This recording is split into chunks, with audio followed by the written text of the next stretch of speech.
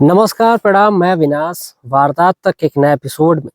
आज जिस सच्ची घटना के साथ आप लोगों के बीच में आया हूँ, ये सच्ची घटना उत्तर प्रदेश की है। दरअसल आज की जो सच्ची घटना जब आप सुनेंगे तो वाकई हैरान रह जाएंगे, परेशान रह जाएंगे। एक ये ऐसे व्यक्ति की सच्ची घटना है जिसके बारे में हर कोई सुनता तो उसके चेहरे पे हंसी आ जाया करती थी। दरअसल एक ऐसा व्यक्ति जो पेशे से एक डॉक्टर होता है, डॉक्टर जब थाने में पहुंचता है अपनी रिपोर्ट लिखवाने के लिए, तो वो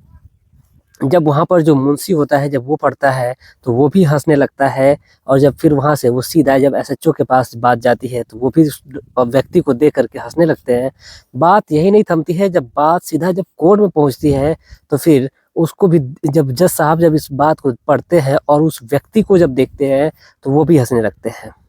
दरअसल ये वाक़या ही ऐसा हो जाता है कि एक डॉक्टर होकर के उन्होंने एक ऐसी मूर्खता भरी हरकत की थी, एक ऐसा कांड कर दिया था जिसकी हर कोई निंदा कर रहा था, हर कोई सोच रहा था कि आखिर एक इतना समझदार व्यक्ति इतनी बड़ी गलती कैसे कर सकता है। दरअसल उस व्यक्ति ने अपनी पूरी उम्र ही खत्म कर ली थी, पूरी उम्र ही खराब कर ली थी, पूरी अपने जीवन का सत्यानाश कर लिया था उसने, एक ऐसी गलती की थी।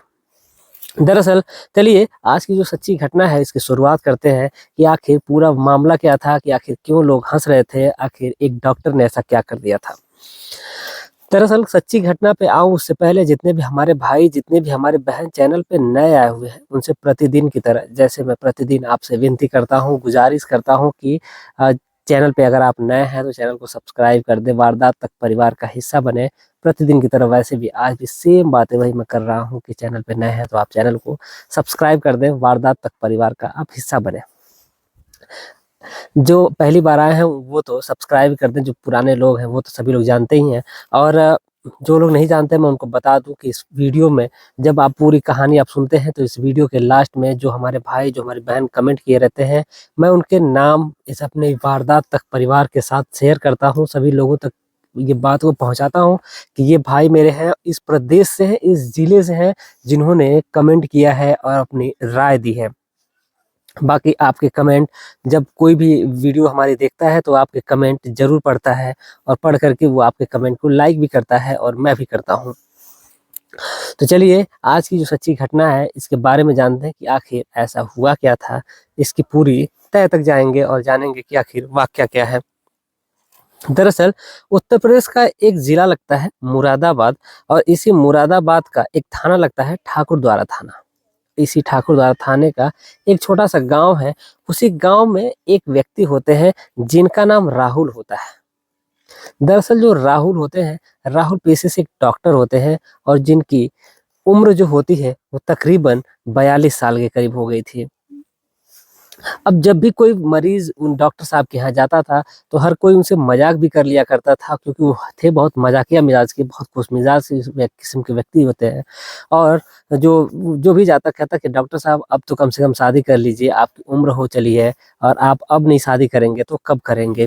दरअसल जो डॉक्टर होते हैं वो कहते हैं कि हाँ, बिल्कुल कर लूँगा, अगर कोई लड़की अच्छी मिलेगी तो मैं शादी कर लूँगा, कोई लड़की ही अच्छी नहीं मिल रही है। अब इस बात को लेकर के जो अलग-अलग जो लोग हैं वो सोचते हैं कि क्यों ना डॉक्टर साहब की अगुवाई करा दिया जाए, क्यों ना डॉक्टर साहब की शादी करा दिया जाए। इसलिए अलग-अलग जो लोग होते हैं सभी लोग अपने-अपने हिसाब से रिश्ते देख ही रहे होते हैं। उसमें एक व्यक्ति होता है जिन्होंने जिनको जब इस बात की जानकारी लगती है तो वो एक रिश्ता लेकर के आते हैं। दरअसल जो रिश्ता लाते हैं वो एक गाँव लगता है, अफ़ज़लगंज थाना है, उसी थाने का एक गाँव है, वहीं की एक लड़की से एक जब रिश्ता आता है और फिर उनसे बात की जाती है कि देखिए लड़की बहुत सुंदर है, पढ़ी-लिखी भी है, सुशील है। एक काम करिएगा, अगर आपको कोई ऐतराज़ ना हो तो आप शादी कर लीजिए। तो जो डॉक्टर साहब हैं वो कहते हैं कि देखिए शादी तो मुझे करनी ही है, लड़की बस सुंदर होनी चाहिए, सुशील होनी चाहिए और शादी तो मुझे करनी है, चाहे किसी से भी करनी हो। तो जो आप बता रहे हैं वो भी सही है। दरअसल उस लड़की का नाम जो होता है वो प्रियंका होता है। प्रियंका की जब बात चल रही होती है वहाँ पे, तो वो कहते हैं कि एक काम करिए, आप मुझे लड़की की फ़ोटो दिखा दीजिए, अगर पसंद आए तो फिर बात आगे बढ़ जाए। दरअसल जब लड़की की फ़ोटो की बात आती है तो जो व्यक्ति होता है, जो आया रहता है अगुवाई के लिए, वो फ़ोटो लाता है और उस प्रियंका की फ़ोटो जब डॉक्टर साहब को दिखाता है तो डॉक्टर साहब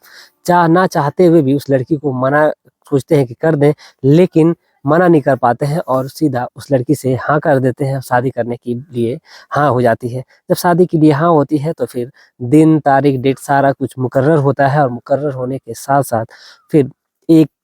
तिथि निर्धारित के दौरान उसी डेट पे बारात जाती है, और बारात जब जाती है तो फिर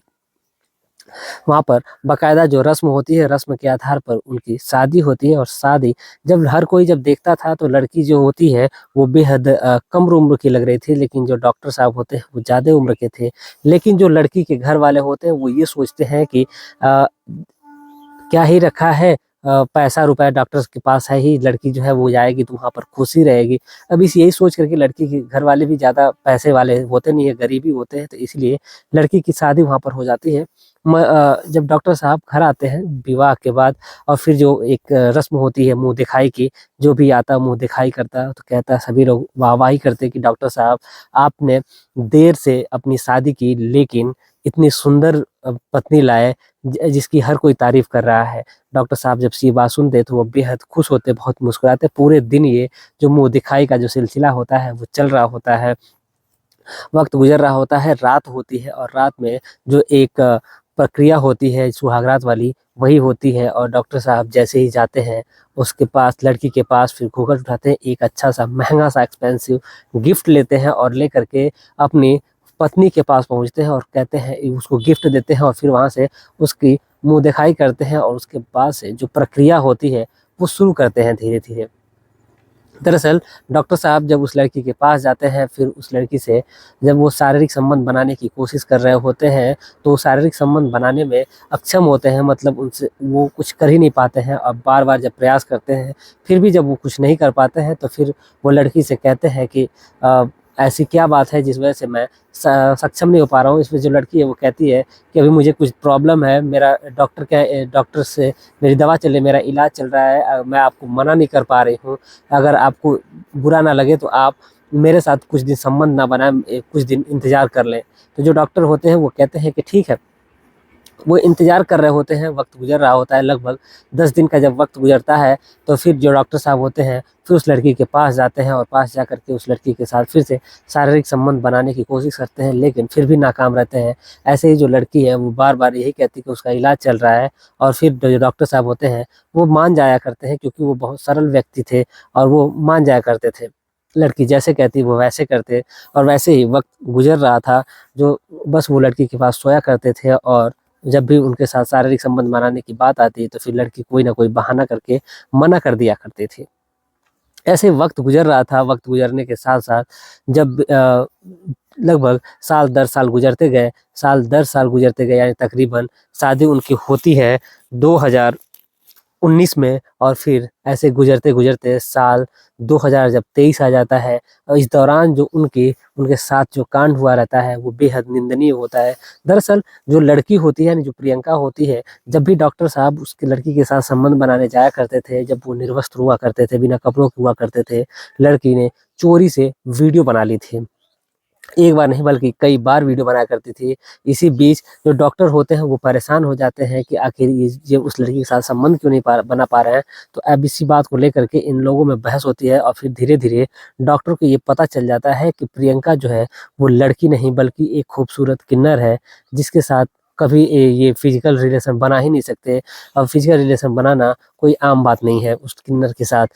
अब इसीलिए जो लड़की है, अब जब भी डॉक्टर कहते हैं कि मैं जब जिस दिन उनको ये बात पता चली थी तो वो डॉक्टर कहते हैं कि मैं इस बात का सभी लोगों को मैं बता दूंगा कि ये तुम लड़की नहीं हो, तुम किन्नर हो। इस पर जो लड़की होती है वो डॉक्टर को धमकाती है, और कहती उनको वीडियो दिखाती है, जो डॉक्टर नग्न होते हैं वो दिखाती है, और उनको धमकाती है कि अगर तुम किसी को बताओगे तो फिर ये मैं वीडियो वायरल कर दूंगी नेट पे, फिर तुम कहीं मुंह दिखाने के लायक नहीं रह जाओगे।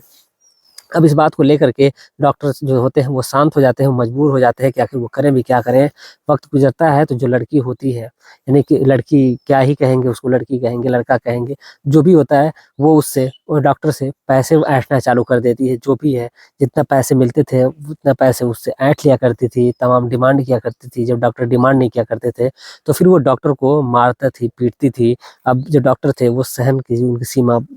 पार हो जाती है, एक दिन तो हद ही हो जाती है जब डॉक्टर से 25 लाख की डिमांड कर दी जाती है और डॉक्टर साहब जब नहीं कुछ कर पाते हैं तो जो लड़की होती है इसी बीच में अपने पूरे परिवार वालों को भी मिला लिए रहती है और परिवार वाले मिल करके डॉक्टर को दबाव दिया करते, प्रेशर दिया करते, उनसे पैसे वसूलते, मारपीट उनके साथ करते। एक तो डॉक्टर साहब ने इतने दिन बाद यानी कि 42 साल बाद उन्होंने शादी भी की थी, लेकिन उनको भी कोई सुख प्राप्त नहीं होता है। अब इसी वजह से